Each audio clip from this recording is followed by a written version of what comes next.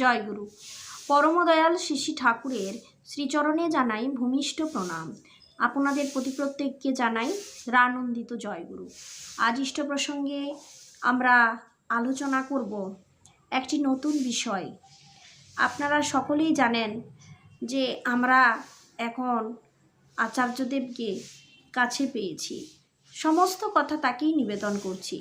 আজের যুগ বদলেছে, আগের মতো আর যুগ নেই। আর এই যুগটা সঙ্গে আমাদের প্রত্যেককে কিন্তু অ্যাডজাস্ট করতে হবে। এখন প্রত্যেকেই চাই নিজে নিজে দাঁড়াতে, নিজেদের যোগ্যতা অর্জন করতে। আর এতে যদি কেউ অসমর্থ হয় তাহলে সেটাই তার দুঃখের কারণ হয়ে দাঁড়ায়। আর এই অবস্থায় কেউ কিন্তু আগের দিকে এগোতে পারে না। আজকে আচার্যদেব আমাদেরকে বিভিন্নভাবে দিশা দেখাচ্ছেন। আমরা যদি প্রত্যেকেই এইভাবে না চলি তাহলে আমরা নিজেদের কর্মের জন্য নিজেরাই একসময় আঘাত পাব। তখন বাঁচার যেটা আনন্দ সেটা পাবো না। বেঁচে তখনই আনন্দ হয় যখন আপনি বাঁচার মতো বাঁচেন, যখন আপনি কারোর জন্য কিছু করেন, যখন আপনি নিজে হাতে রোজগার করেন, নিজে যোগ্যতা অর্জন করেন এবং নিজেকে দেখতে পারেন, তার সাথে অপরকেও দেখতে পারেন সামর্থ্য মতো, তখন মানুষ বেঁচে আনন্দ পায়। আর যদি জীবনটা এমনি বৃথায় চলে গেল, কারোর জন্য কিছু করলাম না, নিজেও কিছু করতে পারলাম না, কেবলমাত্র একটার পর একটা দিন পেরিয়ে যায়, আর করব বলে ভেবে করা হয় না। তাই আমরা যখন সস্তনী ব্রত গ্রহণ করি তখন আমাদের হাতে একটা কাগজ দেওয়া হয়, যেটাতে 5টা নিয়ম লেখা থাকে। আর 5টার মধ্যে একটা বিশেষ নিয়ম, যখন যেটা সৎ সংকল্প হবে তখনই সেটা বাস্তবে পূরণ করা, বাস্তবায়িত করা, ভালো ভাবনাকে বাস্তবে রূপ দেওয়া, যেটা আমরা সত্যি সত্যি লাভবান হব করলে। আর এই যদি আমরা না করি, কাল করব পরে করব বলে যদি আমরা রেখে দিই, তা কিন্তু কালের কবলে চলে যায়। আমরা কেউ বসে থাকবো না, আমরা কেউ অযথা দিন কাটাবো না, বৃথা সময় নষ্ট করব না। সময় পেরিয়ে যায়, সময়টাকে কেউ ধরতে পারে না, তাই সময়কে আমরা ধরব। এবং সময়ে যে কাজ করে সে প্রত্যেকটা সুযোগ নিজে নিজে গ্রহণ করে থাকে। না হলে এক জায়গায় এমনভাবে বসে থেকে থেকে সুযোগ আসলেও তা ধরতে পারি না, সুযোগ হাত থেকে বেরিয়ে যায়। আর এইভাবে দিনের পর দিন যদি সুযোগগুলো হাত থেকে বেরিয়ে যায়, তাহলে দিনের পর দিন এভাবে সুযোগগুলো যদি হাত থেকে বেরিয়ে যায়, তাহলে আমরা অযথা দুঃখ কষ্টেই জীবন কাটাবো। তো আজকে আমরা দেখতে পাচ্ছি এখন আচার্যদেব প্রত্যেককেই বলছেন যে যার নিজের কাজ করো। দীক্ষাপত্রে কেন প্রত্যেককে যোগ দিতে বলছে জানেন? এই দীক্ষাপত্রের কাজটাই যোগ দিলে আমরা নিজেরা যে যার নিজের পথ খুঁজে পাই। কে খুঁজে দেবে? আজকে আমি 10 বছর পড়াশোনা ছেড়েছি, কিন্তু আমার পড়াশোনা ছাড়ার পর আমার অ্যাকচুয়াল কাজ কি? চাকরি। আমি যদি চাকরি না পাই তাহলে আমরা কি করব? আমি কি ঘরে বসে থাকবো? বেকারের যন্ত্রণায় তো ভুগে লাভ নেই। অতএব আমি যেটা পারি সেটাই করব। ছোটোখাটো ব্যবসা আরম্ভ করি, কিছু না পারি আমার পক্ষে যেটা সুবিধা আমি সেটাই করব। প্রথমে দেখতে হবে আমি কিসে পারদর্শী, আমার ইচ্ছা এবং আগ্রহ কোনখানে, এবং সেটা নিয়েই তার পেছনেই আমাদেরকে কিন্তু লেগে পড়তে হয়। তাতে যদি তেলে চপ ভাজা হয় তাতেও অনেক ভালো। একটা কথা মনে রাখবেন, কোনো কর্ম কিন্তু খারাপ নয়, তাই কর্ম প্রত্যেককে করতে হবে। যে সময়ে কর্ম করে তার জীবনে বেঁচে থাকার একটা আনন্দ পায়। বাঁচার যখন আমরা আনন্দ খুঁজে পাই না, তখন আমরা অসহায় এবং দিশেহারা হয়ে যাই।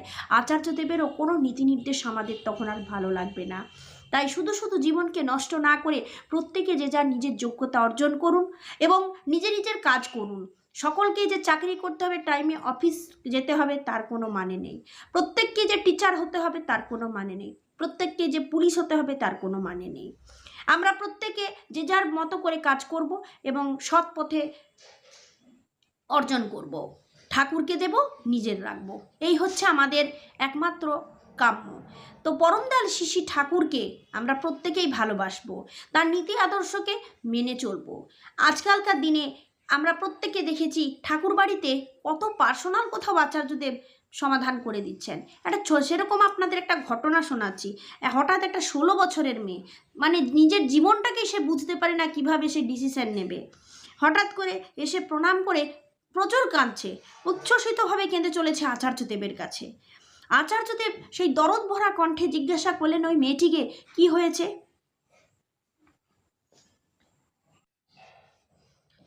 জানা গেল সে একটি ছেলেকে ভালোবেসে আঘাত পেয়েছে। সকলের চোখে এখন সে খারাপ হয়ে উঠেছে। এই বছর মাধ্যমিক পরীক্ষা দিয়েছিল, সে পরীক্ষাতেও ফেল করেছে।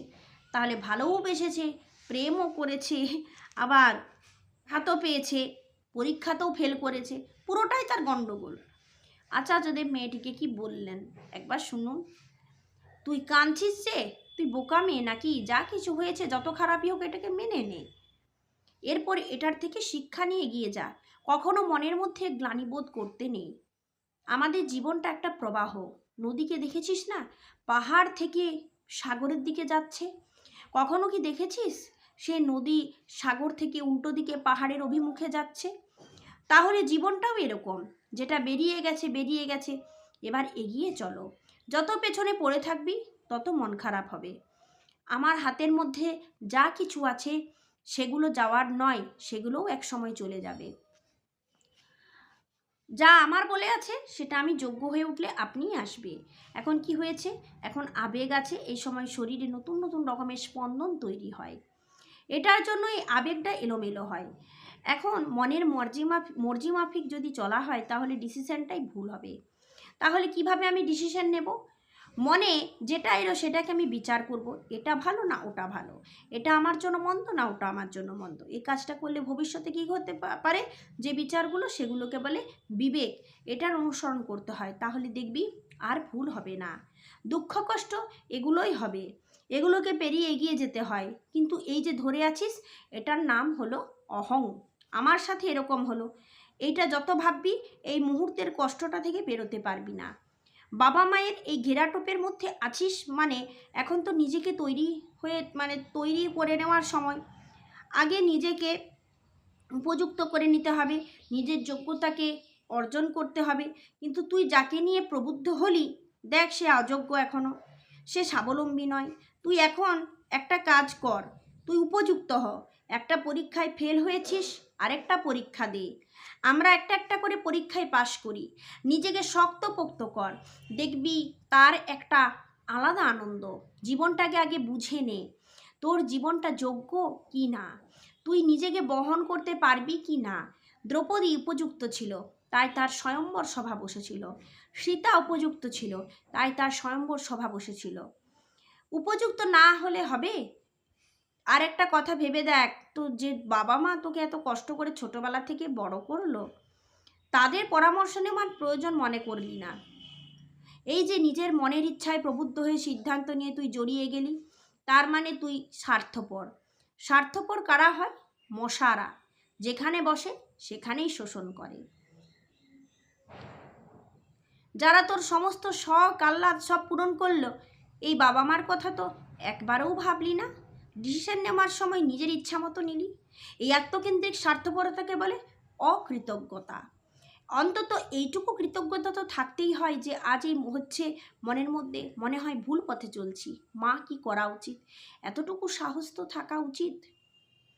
যার সাহস নেই সে প্রেম করার অধিকারী হয় কি করে? ভেবে দেখেছিস কখনো মনে এই কথাগুলো?